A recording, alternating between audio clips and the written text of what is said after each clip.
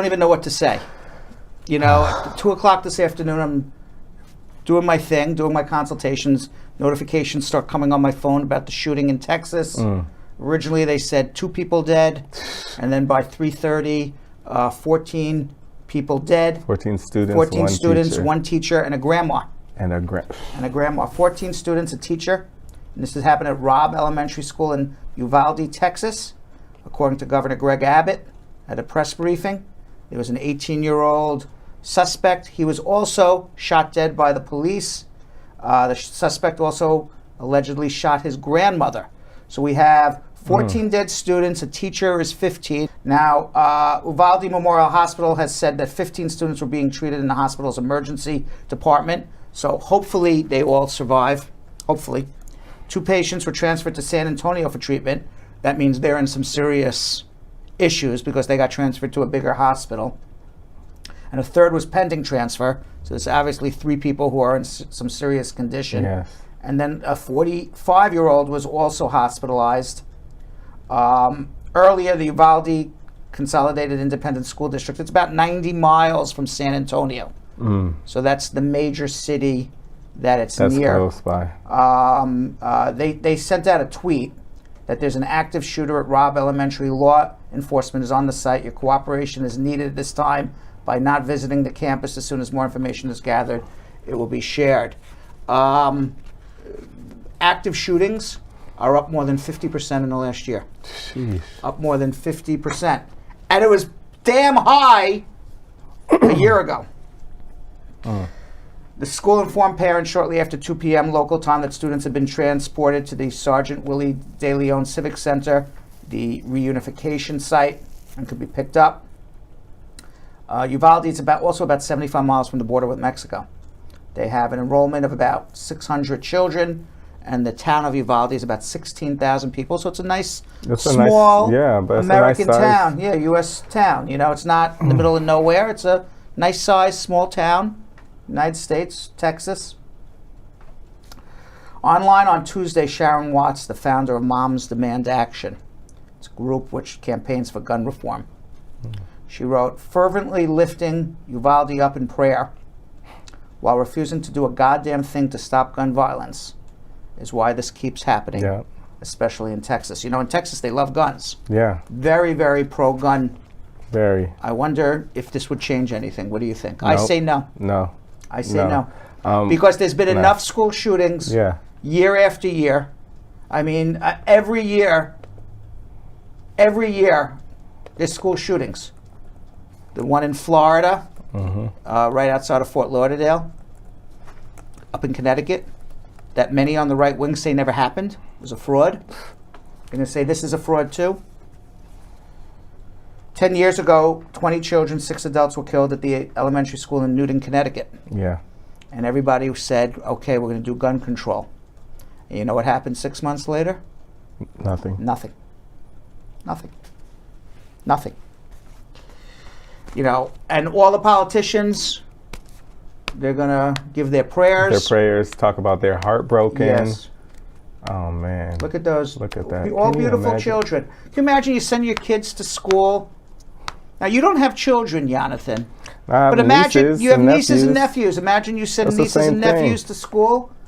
And this is an element. These are little kids. Little kids. They're innocent. They don't know from guns or violence. It's just sick. It's sick. And I don't understand how we can't, you know, we have the solution. I just don't understand why we're not, you know, coming forth and actually, you know, implementing it so we can There's save a lives. majority of American voters want gun control. And there's too many guns. I think there's about 3.5 guns that are in the United States for every human being. So if there's about 300 million guns, 300 million people in the United States is approximately 1 billion. Could that be right? Yes, it could be. 1 billion guns in the United States. That was the statistic I saw. You say there's about 3.5 guns for every person in the United States of America, and there's 300 million plus people in the United States. That makes it 1 billion guns. I don't know what to do about it. I saw you told me you saw Mitch McConnell. Mm-hmm. He's the head of the Senate. He can do something about it. All right. Well, he's not the head of the Senate. He's the Republican leader in the Senate. Yeah. He can do something about it. Yeah, all he did was tweet that he was heartbroken. Yeah, he's and heartbroken. sending prayers out. Yeah, and you know what? He's going to be heartbroken again when this happens again tomorrow. Somebody's going to get killed tomorrow. There'll be another school shooting this month or next month. Somebody's child is going to go to school and die. And Mitch McConnell, he could be heartbroken. See, until it actually happens to someone that's actually close to them, this is just a statistic to them. Honestly, I don't even think so. You know, you don't think so? No, I think even if it happened to them, they wouldn't change. That's wild. There was a member of the House of Representatives, Steve Scalise. He's number 2 or number 3 most powerful member in the House, Republican. He was at a pickup congressional softball game, and a crazed killer came and tried to shoot the congressman. Steve Scalise got shot. Mm-hmm. He survived. He still hasn't supported any sort of gun control. And he himself got shot. Mm. That was a few years ago. So I don't think life matters to people as much as power. Power matters to people more than life. I mean, you see it everywhere. Yeah. Look at Vladimir Putin in Ukraine. He doesn't care about life. He cares about power. And all these people in Washington, D.C., they care about power. They don't care about life. Because if they truly cared about life, they wouldn't worry about whether or not they will be voted in to office again. Because they would do the right thing. Wow. and pass gun control. You have 1 billion guns on the street in the United States of America, people getting shot every month, and they come up with excuses why. Excuses why people should have guns. You need guns to protect yourself. But what do you need guns to protect yourself? From who? The other people who have guns. Yeah. You don't need a gun to protect yourself if all you're going to be attacked with is a baseball bat. Right? Yeah, exactly. Yeah, you need a gun to protect yourself. From what? From other crazy people who have guns. Yeah. On Sunday, in New York City, man was on the Q train right at Canal Street. It's right over here. Right over here, I can walk 5 minutes from our office. 5 minutes from our office, I could walk up to Canal Street, to that subway station, the Q train. Right there on Broadway and Canal. 5-minute walk, Jonathan. Man was sitting there in the subway car. Crazed man walks into the subway car, walks back and forth a few times. The man sitting on the seat, Sunday afternoon, 12 o'clock. You say, okay, Sunday afternoon at 12 o'clock in the afternoon. It's not 3 in the morning. You say, okay, why is the guy in an empty car at 3 in the morning? 12 o'clock in the afternoon. Going to brunch. Meet friends for brunch on the subway, like everybody does. Right. All right, professional, works at Goldman Sachs. And a crazed man walking back and forth on the subway. Just walks over, kills him, shoots him. No reason. For no reason. Walks out of the subway, hands a gun to a homeless man, and walks out. Sheesh. There was a manhunt in New York City for him. He was arrested this afternoon. Somewhere around our office, by the way.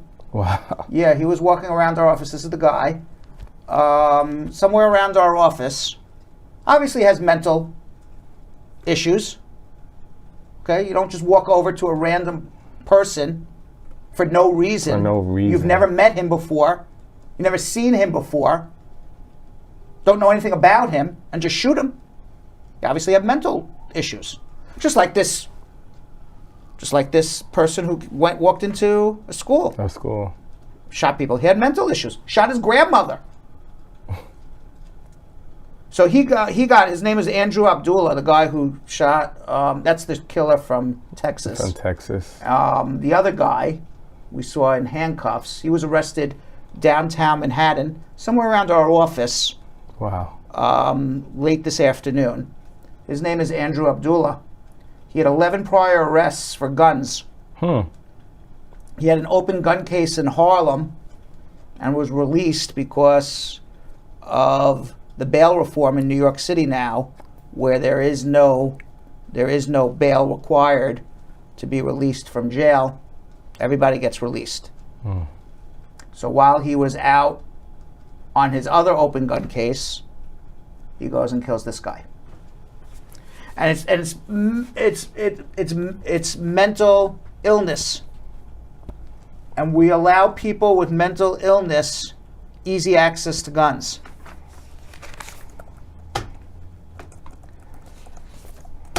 Yesterday, we talked about the mass shooting in Buffalo. On May 14th, what was that, about 8 days ago, 9 days ago? Yeah. What's today's date? The 24th. 24th, 10 days ago. Not even 2 weeks old. We're already past the mass shooting in Buffalo. We got the next mass shooting in Texas. They're already forgotten about the victims in Buffalo. We're on to the kids now in Texas. And in 10 days, we'll be on to somebody else. Gunman walked into a market, a predominantly black neighborhood in Buffalo. Also mentally ill. Also racist. Yeah. You could be mentally ill and racist at the same time. Trust me, there's a lot out there like that. You think he was mentally ill? Absolutely. You don't walk in, you're not sane to walk in anywhere and just start shooting people. You could be a racist. You can be mentally ill at the same time. Or you can have so much hate in your heart that You could also. But that there's you just mental don't. illness there too. I heard he drove 200 miles or Yes. something like that to get Yeah. to a predominantly his black name was neighborhood. his name was Peyton Gendron. He was from Conklin, New York. If you have that much hate in your heart, you're mentally ill. You're not a normal person. He allegedly wrote a white supremacist manifesto online, traveled the 200 miles, as Jonathan said, and live streamed the attack. He was sane. It's not that he was insane. And beyond that, that same weekend, we haven't even talked about, Jonathan, there was another mass shooting. And this one was by a Chinese-American U.S. citizen. He drove to Orange County, California, and engaged in a mass shooting at the Irvine Taiwanese Presbyterian Church. Yeah. And according to authorities, his name was David Chow. He was from Las Vegas. He drove hours Yeah, and that's not too far from my house. to the We live Laguna in Woods Orange. retirement community, where the Geneva Presbyterian Church hosts multiple services, including the Taiwanese service in question. They were having church services. Who's this? That either was a victim or that was David Chow. That was the shooter. That was the shooter? That was the shooter. Yeah. And then he started shooting people in the middle of the church service. And in the ensuing chaos, a parishioner by the name of Dr. John Chang tackled him, allowing other parishioners to tie him up with extension cords. Chang, the doctor who tackled him, died Wow. because he was shot. Wow. Medical doctor. 5 other people were wounded. 4 Asian men ages 66, 75, 82, and 92, and an 86-year-old Asian woman. At least in California, they didn't release him. Listen, I'm a lawyer for social justice, but at some point you got to be like, how are some of these people getting released? Absolutely. And I'm the first one for social justice. But I'm also for sanity. Yeah. There has to be some look sanity at in that all guy. of You this. said how many times was he arrested for gun charges? I mean, there has to be sanity in all of this. At least this guy, David Chow, he has $1 million bond. He's not going to come up with $1 million, so he's going to sit in jail. Imagine he gets released, he can go off and start shooting people again. It's being investigated as a hate crime. It's also racially motivated. And apparently there's a rift between mainland China and Taiwan. And that's where this all comes from. And this guy, David Chow, nurtures a resentment toward the Taiwanese. Even though Taiwanese and the Chinese are basically, in terms of their DNA, they're the same people, more or less. Both Chinese, but now Taiwanese consider them Taiwanese. Yeah. Chinese consider them Chinese. Yeah. And they have gone their separate ways. Taiwan is a democratically elected free society since 1949.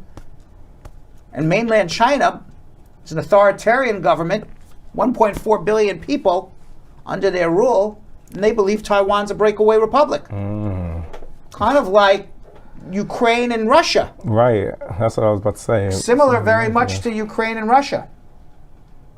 And as a matter of fact, you know, all of this resentment that China builds up with Taiwan seeps into people's minds. And it's I'm not in David Chow's mind, but yeah, and now that I could imagine that's I could imagine that come from. I can imagine that's where it comes from. I mean, I can imagine. I don't know for a fact.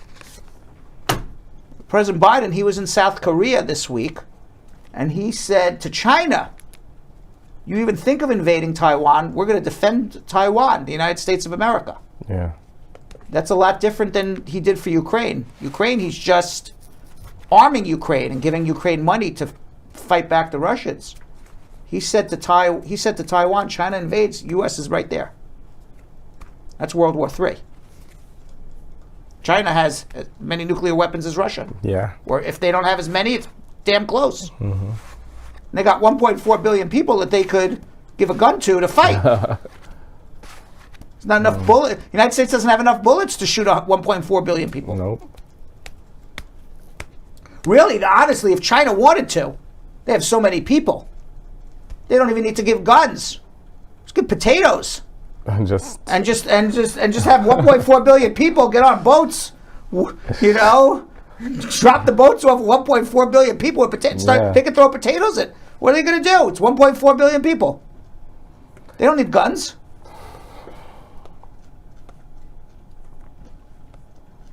Meanwhile, nearly 4 in 10 people in Taiwan believe a Chinese invasion is likely to occur. Oh, what? Yeah.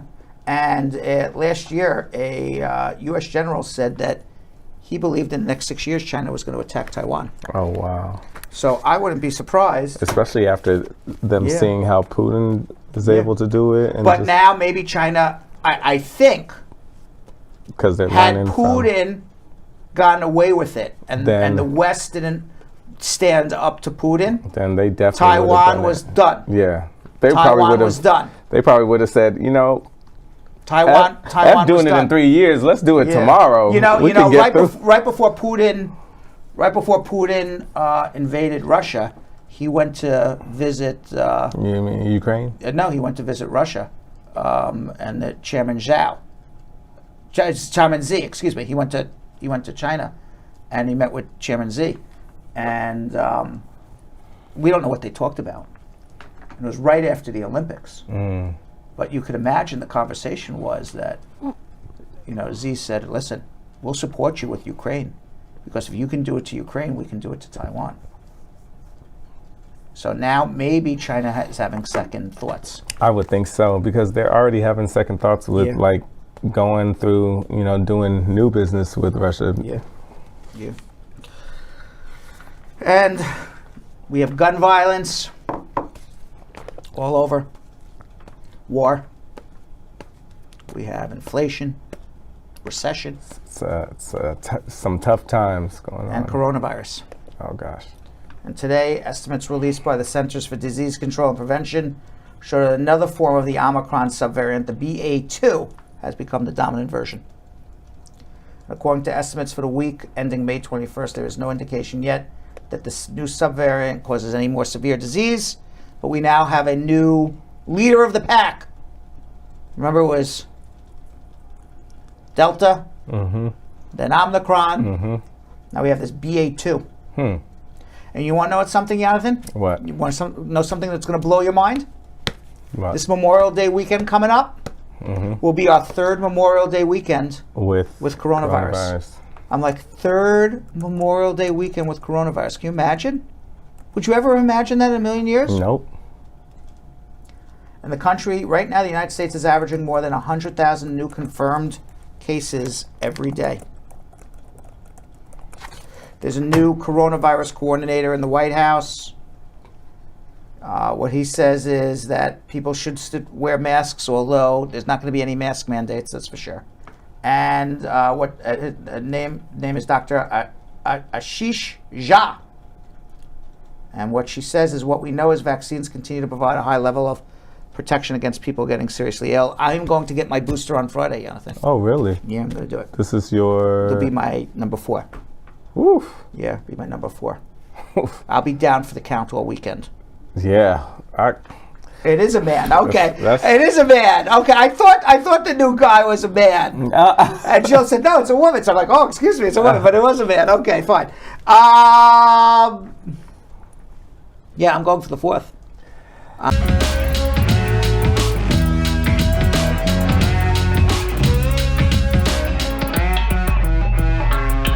Thanks for watching. For more Brad Show Live, like and subscribe to our YouTube channel.